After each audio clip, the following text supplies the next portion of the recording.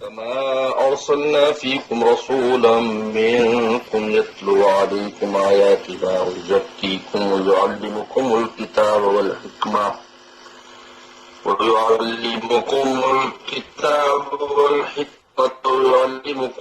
ما لم تكونوا تعلمون فاذكروني أذكركم واشكروا لي ولا تكفرون يا أيها الذين آمنوا استعينوا بالصبر والصلاة إن الله مع الصابرين ولا تقولوا لمن يقتل في سبيل الله أموات بل أحياء ولكن لا تشعرون ولنبلونكم بشيء من الخوف والجوع ونقص من الأموال والأنفس والثمرات وبشر الصابرين الذين إذا أصابتهم مصيبة قالوا إنا لله وإنا إليه راجعون أولئك عليهم صلوات من ربهم ورحمة أولئك هم المهتدون صدق اللہ مولانا العظیم۔ اللہ تعالیٰ نے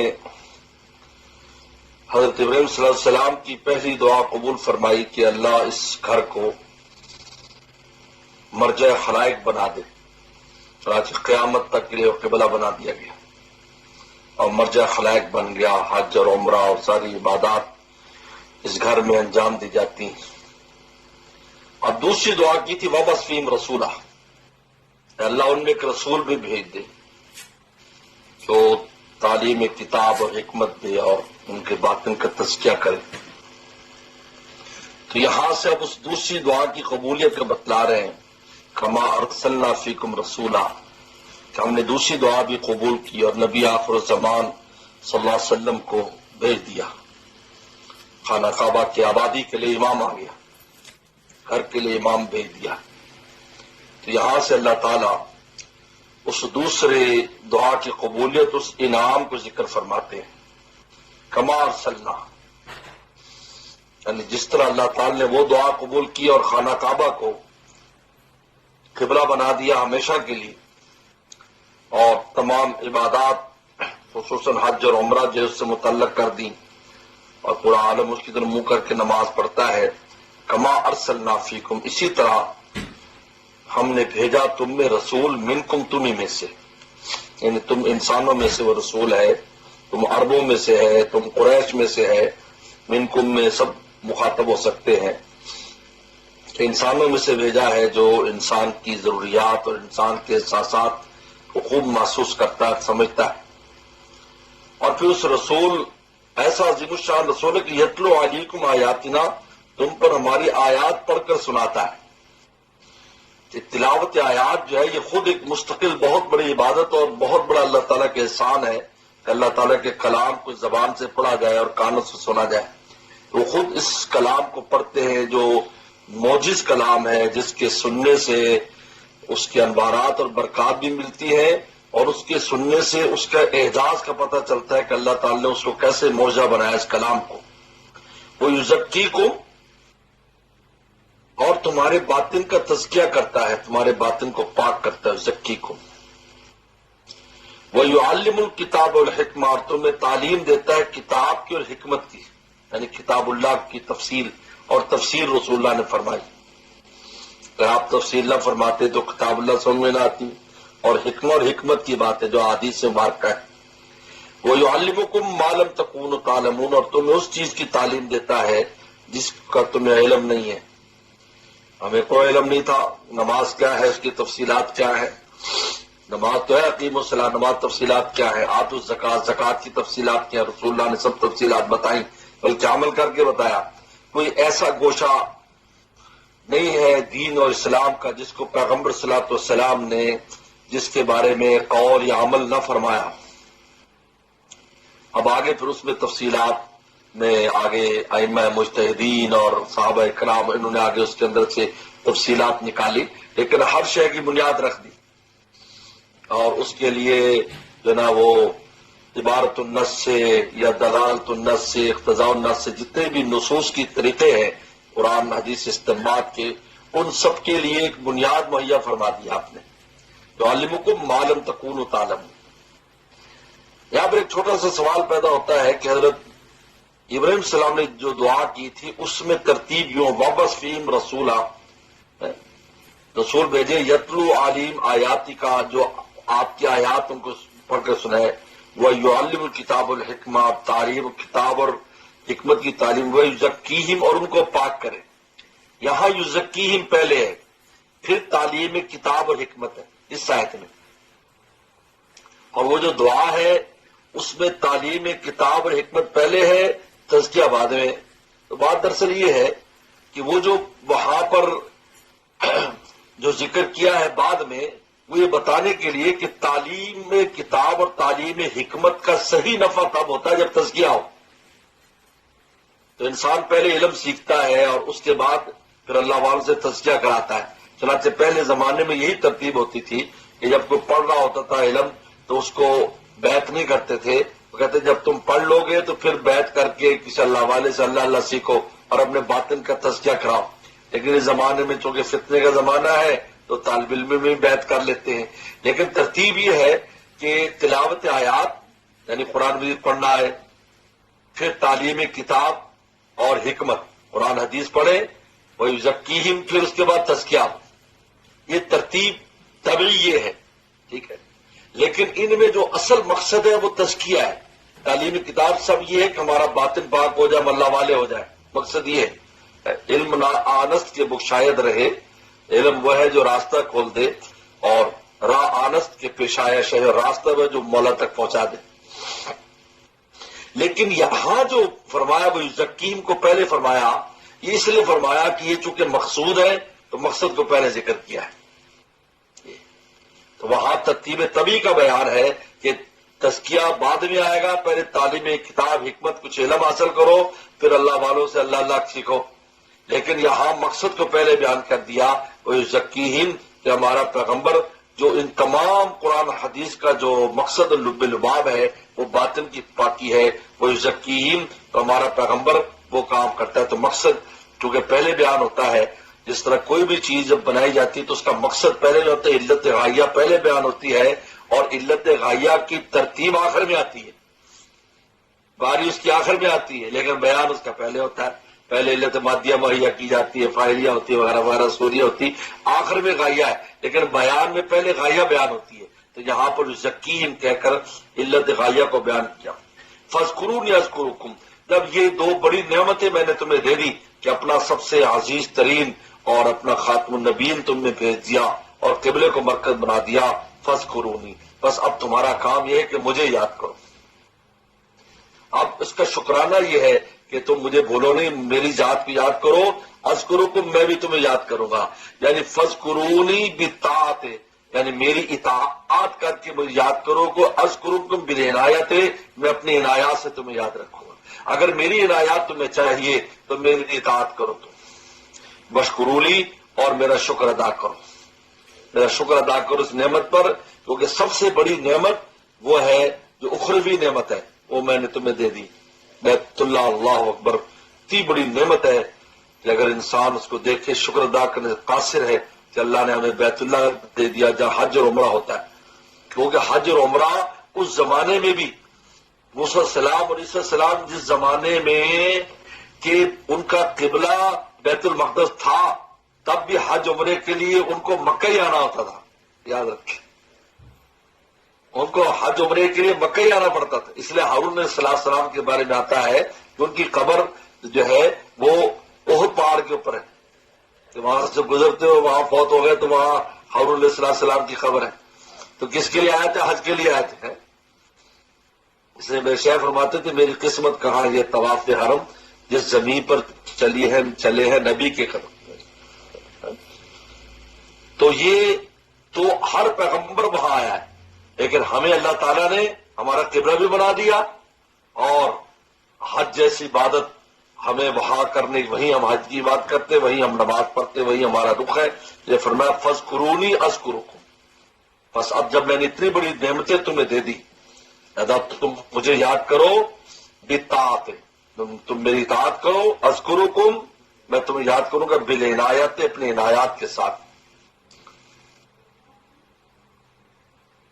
वशकुरूली, मेरा शुक्र करो, वला तकफुरून, और न शुक्री ना करो। तो तुम शुक्र करोगे इस नेमत पर कि मैंने रसूल तुम्हें भेजा, खाना काबा को तुम्हारा मरकज बनाया, और तालीमी किताब, हिकमत, ये सारी चीजें, कुरान हदीस सब तुम्हें दी है। इससे ये होगा कि नेमत बढ़ेगी।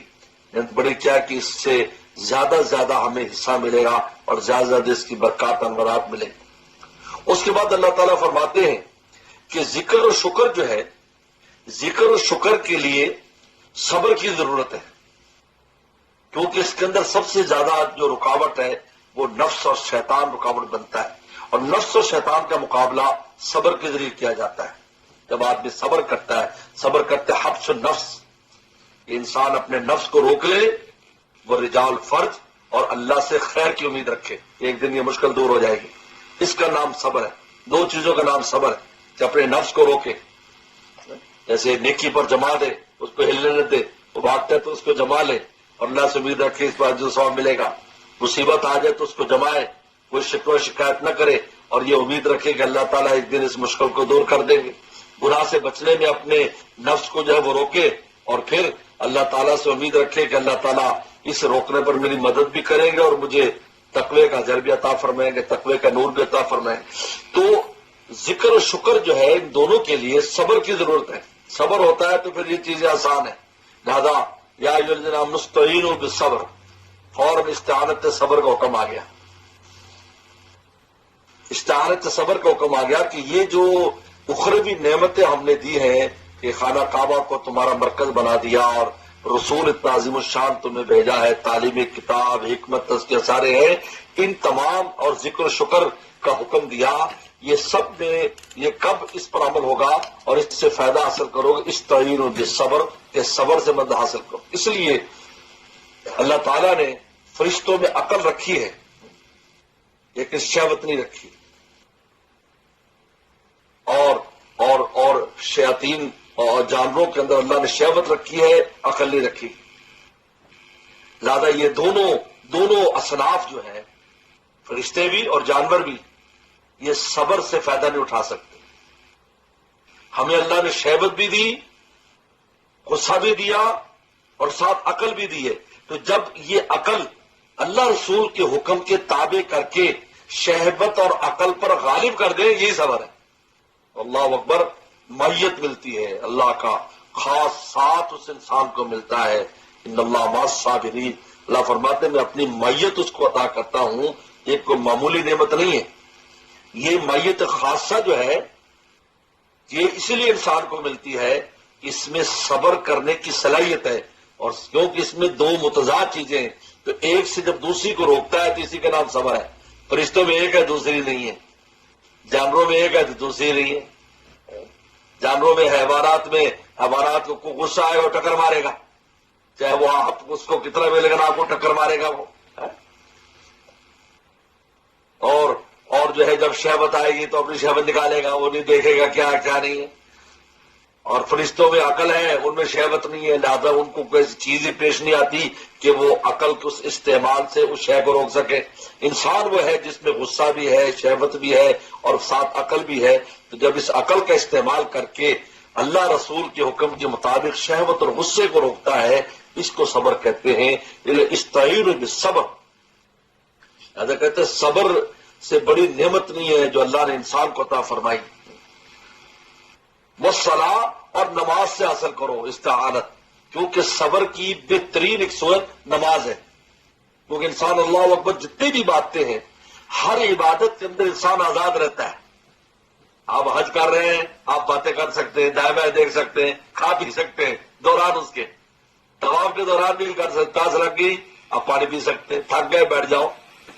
रोजे के अंदर आप और काम काज सारे कर सकते हैं, लेकिन नमाज है कैसा अल्लाह अकबर जब कह दिया, अब न चेहरा फेर सकते हैं, न बात कर सकते हैं, न दाएं बाएं देख सकते हैं, अब बिल्कुल पाबंद हो गए। इसलिए सब्र की और नफ्स को बांधने की जो सबसे आला सूरत है वो नमाज है। ये फरमाया बिस्सब्र वस्सलाह, मदद हासिल करो सब्र सलाह से। इन्नल्लाह मअस साबिरीन, अपने अल्लाह ताला फरमाते हैं कि हम सब्र करने वालों को अपनी मैयत खासा देते हैं। अजीब बात है। उसके बाद अब अल्लाह ताला उन सब्र करने वालों में سب سے اونچا جو طبقہ ہے وہ ہے جو اپنی جان خدا پر لٹا دیتے ہیں، سب سے اونچا طبقہ ہے۔ صبر کی سب سے اعلیٰ شکل کہ اپنی جان خدا پر لٹا دی، ایسا صبر کیا کہ انہوں نے کچھ نہیں دیکھا کہ میرا پیچھے آگے کیا ہوگا، اللہ پر جان دے دی ہے۔ ان کے کوچے سے لے کر جنازہ میرا، جان دی میں نے جن کی خوشی کے لیے، بے خودی چاہیے بندگی کے لیے۔ فرماتے ہیں وَلَا تَقُولُوا، چونکہ انہوں نے صبر کا اعلیٰ ترین مظاہرہ کیا ہے اور اپنی جان اللہ پر لٹا دی، تو اللہ تعالیٰ نے ان کو مردہ کہنے پر ہی پابندی لگا دی کہ تم دیکھو اب تم مردہ نہیں کہہ سکتے، خبردار اس کو مردہ نہ کہنا۔ مردہ تو وہ ہے جو مردے پہ مرے، جو زندہ پہ مرے وہ مردہ نہیں، وہ زندہ ہے۔ وَلَا تَقُولُوا لِمَن يُقْتَلُ فِي سَبِيلِ الْأَمْوَاتِ، نہ کہو ان کو جو شہید کر دیا جائے، قتل کر دیا اللہ کے رستے میں، اموات مردہ نہ کہو، بل احیاء، وہ اللہ کیا زندہ ہے۔ ان کی حیات برزخی، ان کی جو وہ زندگی ہے، وہ زندگی تمام جتنی بھی حیات برزخی ہے دوسری، اور ہر ایک کو حیات برزخی ملتی ہے، لیکن ان کی حیات برزخی دوسرے بہت منفرد ہے۔ لہذا ان کا جو جسم بھی اسی وجہ سے جو شہید ہو جاتا ہے اس کا جسم بھی گلتا سڑتا نہیں ہے۔ کتنے سینکڑوں سالوں کے بعد احد کے صحابہ کا، پہلی دفعہ جب احد کے صحابہ کی قبریں جب اکھاڑی گئیں، اس وقت ان کی شہادتوں کو تقریباً 40 سال سے اوپر ہو گیا تھا طویل ماضی زمانے میں۔ تو اتنا تھا کہ جو کسی نے تکلیف سے ہاتھ رکھا ہوا تھا تو جب ہاتھ اٹھاتے تھے تو نیچے سے خون رسنا شروع ہو جاتا تھا، پھر وہ دوبارہ ہاتھ نہیں رکھ لیتا تھا، یہاں تک منظر دیکھا لوگوں نے۔ تو احیاء ان کی زندگی ہے۔ اب چونکہ ان کی وہ جو زندگی تمہیں سمجھ میں آنے والی نہیں، جیسے لوگ کہہ دیتے بے عقل لوگ کہ جی وہ تو جی مردہ ہی ہمارے طرف پڑا ہوا، ہم کیسے اس کو زندہ کہہ دیں ہیں۔ اللہ تعالیٰ فرماتے ہیں لا تشعرون، تمہیں سمجھ میں نہیں آئے گا ان کی زندگی کا، ہم جانتے ہیں ان کی زندگی کیا ہے۔ لا تشعرون، یہ لا تشعرون لفظ ان کا علاج کیا ہے کہ جن کے دل میں یہ آتا ہے کہ کیسے آیا ہے، جو لوگ مماتی بن جاتے ہیں، کہتے جی وہ تو مر گئے، یوں ہو گیا، نعوذ باللہ من ذالک، کہتے حیات برزخی سے مراد ہے۔ حیات برزخی تو کافروں کو بھی حاصل ہے، تو پھر ان کے لیے شہید جو ہے اس کی کیا خصوصیت ہوئی؟ معلوم کو اس کا جو جسم ہے اس کا بھی خاص تعلق ہے اس حیات کے ساتھ۔ یہی دلیل بنائی اس بات کی کہ انبیاء صلی اللہ علیہ وسلم جو ہے وہ چونکہ اس سے زیادہ قوی ہوتے ہیں شہید سے، لہذا ان کو بھی جو ہے ایسی حیات حاصل ہے جس کا تعلق جسم کے ساتھ ہے۔ بل احیاء، قرآن نے کہا زندہ ہے، ولکن لا تشعرون، لیکن تمہیں اس کا شعور اور تمہیں پتہ نہیں ہے۔ اگر تمہیں پتہ چل جائے تو پھر تو فرق ہی ختم ہو جائے۔ لوگ کہتے ہیں جی وہ زندہ ہے، اگر اسی تو پھر کھانے پینے کے محتاج کیوں نہیں ہے وہ؟ تو سیدھی سی بات ہے، عیسی علیہ السلام آسمانوں پر ہم آپ کی حدیث میں آج تک کھانے پینے کے محتاج ہے۔ جب آدمی کسی اگلے عالم میں چلا جاتا ہے تو اس سے عالم کے احکامات آ جاتے ہیں۔ پیغمبر اسلام جب معراج پر گئے تو اس عالم کے احکامات آ گئے، ورنہ اللہ تعالیٰ کی زیارت کون کر سکتا ہے؟ قرآن خود کہتا ہے لا تدرک الابصار ویدرک الابصار واللطیف الخبیر، کہ کوئی بصر ادراک نہیں کر سکتی، لیکن اس عالم میں جا کر ادراک کر لیا۔ وجوہ یومئذ ناظرہ الی ربہا ناظرہ، لہذا ہر عالم کے اپنے اپنے احکام ہیں، لہذا اس عالم میں جب چلا جاتا ہے تو بہت سی چیزوں کی احتیاط نہیں رہتی، چاہے یہی زندگی جسم کو زندگی عطا کر دی جائے لیکن وہ حیات نہیں رہتی، وہ احتیاط نہیں رہتی۔ جیسے عیسی صلی اللہ علیہ وسلم ہے کھانے پینے کے محتاج نہیں وہاں پر، اس عالم لیکن زمین پر آئیں گے، پھر وہ اس عالم میں آنے کے بعد کھائیں گے پیئیں گے شادیاں کریں گے۔ اس لیے فرماتے ولکن لا تشعرون، لیکن تمہیں اس کا شعور نہیں ہے۔ اب اس کے بعد اس کے نیچے درجات، صبر کے نچلے درجات بیان کر رہے ہیں۔ یہ تو بہت اونچا درجہ تھا کہ جان ہی دے دی اللہ پر، نیچے کے درجات وَلَنَبْلُوَنَّكُمْ، ہم ضرور تمہیں آزمائیں گے، تمہارا امتحان لیں گے، بِالشَّيْءِ مِنَ الْخَوْفِ، کچھ خوف کے ساتھ، کہ تمہیں دشمن کی طرف سے خوف پیش آئے گا، پھر ہم دیکھتے ہیں کہ اس خوف میں تمہارا کیا عمل ہے، واویلا کرتے ہو، اللہ کی شکایتیں کرتے ہو، یا صبر سے کام لیتے ہو اور ہمارا تو رجوع کرتے ہو۔ والجوع، اور بھوک سے لیں گے، وَنَقْصِ الْأَمْوَالِ وَالْأَنفُسِ، اور تمہارے مالوں میں کمی کر کے، والانفس، تمہاری جانوں میں کمی کر کے، والثمرات، اور تمہارے پھلوں میں کمی کر کے ہم امتحان لیں گے۔ کبھی مال ضائع ہو جائے گا، کبھی تجارت میں خسارہ ہو جائے گا، کبھی پیارے دنیا سے چلے جائیں گے، ہم اس میں تمہیں آزمائیں گے، ہم دیکھیں گے تم میں کتنا صبر ہے۔ تو بعض میں تو مطلقاً کہا ہے کہ خوف سے مراد دشمن کا خوف ہے، جوس سے مراد جو بھوک پیش آ جاتی ہے انسان کو، جو ہے فاقہ وغیرہ آ گیا، اور نقص بالوں میں کمی، خسارہ ہو گیا، ولانف جانوں میں کمی، فوتگی وغیرہ ہوگی، وہ ثمرات پھلوں میں کمی. اور بعض نے کہا ہے کہ خوف سے مراد اللہ کا خوف ہے، جوس سے مراد رمضان کا روزہ ہے، اور نفس الاموال سے مراد زکات صدقہ خیرات ہے، انفس سے مراد فوتگی ہے، اور ثمرات میں کمی سے مراد پھلوں کے اندر جو نقصانات انسان کے آتے ہیں. ثمرات سے اولاد بھی مراد لی ہے کہ وہ اولاد جو انسان کی ضائع ہو جاتی ہے، پنپ نہیں پاتی، اس کا انتقال ہو جاتا ہے. فرماتے ہیں بشری صابرین، تو خوشخبری دے دو صبر کرنے والوں. ان حالات میں جس نے صبر سے کام لیا اس کو میرے طرف سے مبارکباد دے دو، اللہ تعالیٰ فرماتے. حالانکہ موقع مبارک نہیں ہے، موقع مبارک نہیں ہے، لیکن فرماتے ہیں بشر الصابرین، میری طرف سے خوشخبری دے دو. آگے فرماتے ہیں کہ وہ صبر کرنے والے کب ہوں گے؟ الذین اذا اصابتہم مصیبہ، کہ جب ان کو مصیبت پہنچتی ہے قالوا، تو یہ کہتے ہیں یعنی زبان سے انا للہ و انا الیہ راجعون. قول ان کا یہ ہوتا ہے. دیکھو صابرین جب کہا نا صابرین، تو یہ باطنی کیفیت ہے کہ ان میں کوئی شکوہ شکایت نہیں ہے، اور اپنے نفس کو رکا ہوا ہے، اللہ سے خیر کی امید رکھتے ہیں، اور زبان سے پڑھنے کے لیے خوبصورت کلمہ دے دیا انا للہ و انا الیہ راجعون. یہ اس امت کا خاص کلمہ ہے. لہذا حدیث شریف میں آتا اگر کسی کو کلمہ دیا جاتا، حضرت یعقوب علیہ السلام کو دیا جاتا کہ یوسف علیہ السلام کا جب غم ان کو ستاتا تھا تو وہ انا للہ پڑھتے، لیکن وہ انا للہ ان کو بھی نہیں دیا گیا، بلکہ وہ کہتے یا اسف علی یوسف، ہائے یوسف افسوس ہے تو کہاں ہے، تو غم سے رونا شروع کر دیتے تھے. لیکن انا للہ اس امت کو خاص دیا ہے. اور انا للہ کے دو جملے ہیں. انا للہ کا جو پہلا جملہ ہے اس میں اللہ نے شان حاکمیت دکھائی ہے کہ اقرار کرو اس بات کا کہ ہم سب اللہ کے، تو جب میں مالک ہوں تو میں مالک ہوں، تو میری مرضی جو چاہے کروں، جو چاہے میری مرضی ہے کروں. تمہیں بھوکا رکھوں، تمہیں کھلاؤں، تمہیں تمہارے پیارے لے جاؤں، تمہارا مال کروں، میری مرضی ہے. وہ انا الیہ راجعون میں تسلی دی ہے کہ تم سب نے لوٹ کے آنا ہے. اگر تمہیں مال کا آج نقصان ہو رہا ہے وہاں ہم اس کا بدلہ دیں گے. حدیث میں آتا ہے انسان کا مال چوری بھی ہو جاتا ہے تو صدقے کا ثواب اس کے لکھا جاتا ہے. جو اولادیں، جو پیارے تم سے جدا ہوئے، تم ہمیشہ کے لیے ان سے ملاقاتیں ہو جائیں گی، اور ہمیشہ کے لیے تم ان کے ساتھ رہو گے، کبھی تمہیں جدائی نہیں ہوگی. تو انا الیہ راجعون میں طبعی تسلی کرائی ہے، اور انا للہ میں شان حاکمیت بتائی ہے کہ جب میرے ہو تو کس بات کا اعتراض ہے. کوئی آدمی مالک ہو، وہ الماری کے کسی خانے میں اوپر چیز رکھ دے، نیچے چیز رکھ دے، کسی کو دے دے، کوئی پھینک دے، مالک پر کون اعتراض کر سکتا ہے؟ تو کہا کہ جب تم کہتے ہو کہ ہم سب اللہ کے مملوک ہیں، اللہ ہمارے مالک ہیں، تو پھر مجھے ہر طرح کے تصرف کا حق حاصل ہے. وہ انا الیہ راجعون، اور تسلی کرا دی کہ جب میرے پاس آؤ گے سب کا بدلہ مل جائے گا تمہیں، ہر مصیبت پر ہم تم کو نواز دیں گے. آگے فرماتے ہیں اولئک علیہم صلوات، یہ بڑی عجیب آیت ہے. اولئک علیہم صلوات من ربہم، یہ وہ لوگ ہیں جن پر صلوات ہے ان کے رب کی طرف سے. صلوات کہتے ہیں عنایت خاصہ. یہاں مفسرین نے بڑی عجیب بات لکھی ہے کہ صلوات کا لفظ انبیاء صلی اللہ علیہ وسلم کے لیے استعمال کیا گیا ہے.